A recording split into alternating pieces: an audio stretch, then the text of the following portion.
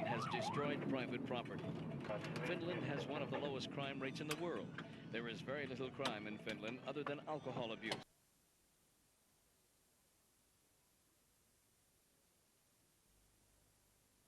Unlike the United States, it is not probable that any of these teens will be carrying concealed guns. The Finnish population has never been a gun-carrying people.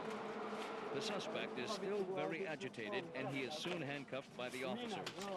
The officers pat his head and try to calm him down. Finnish police rarely use force in dealing with the citizens. The officers are not aggressive. They rarely draw their weapons. They try to use reason and persuasion. Because Finns are rarely armed and are not usually aggressive or violent, these peaceful police methods work very well. There were over 10,000 juvenile males arrested last year, but the vast majority of these arrests were alcohol-related. Alcoholism is a national problem in Finland. In recent times, you could find children drunk on the school grounds.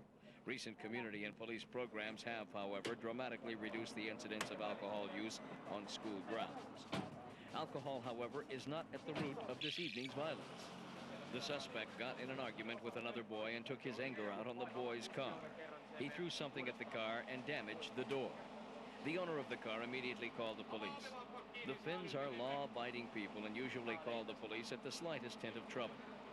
The large crowd of teens surround the officers. Everyone has an opinion of what happened here tonight. It is clear, however, that the suspect is at fault. He damaged private property and broke the law. No matter what the provocation, he is in the wrong for damaging the car. He will learn a valuable lesson in self-control here tonight. Violence against persons or property is not tolerated in Finland. Citizens are expected to exercise self-control over their tempers.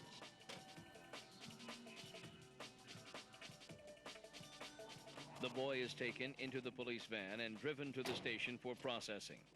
Like everyone who is transported in a police vehicle, the boy is in handcuffs.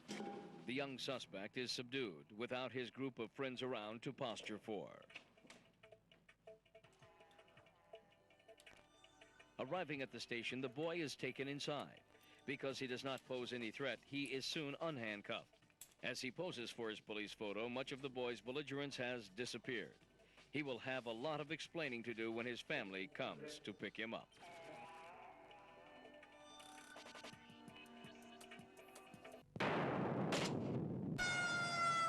Helsinki, Finland.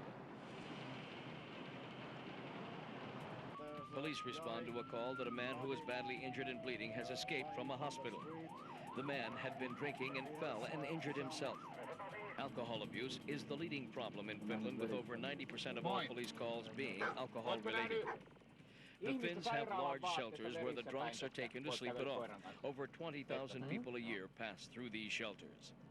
Police continue to comb the streets for the man, asking citizens if they have seen him.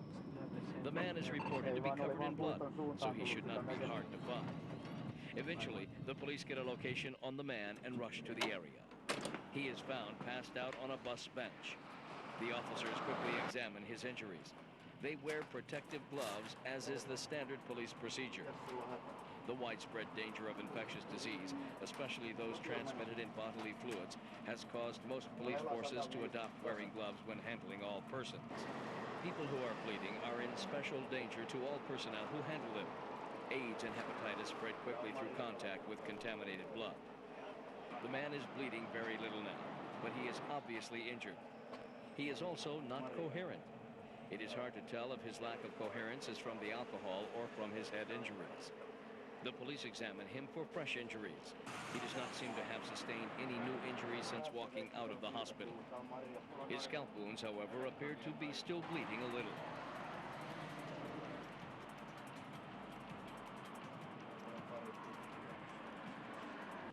The paramedics soon arrive. Now they will take over examining the man. The paramedics have all of the medical equipment needed to handle the situation.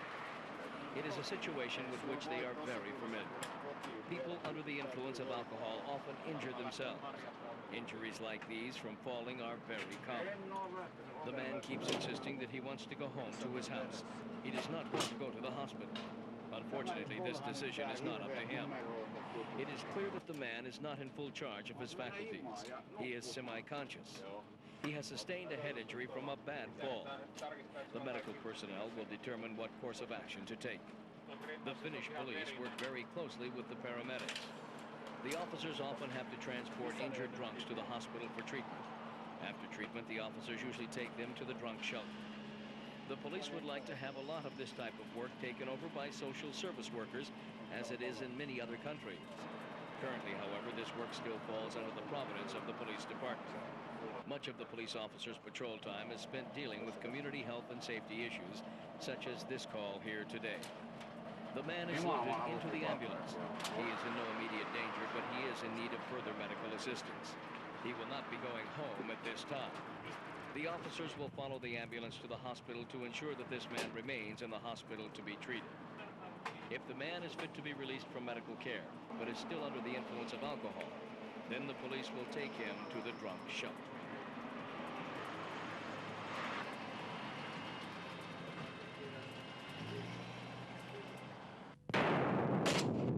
Buenos Aires, Argentina.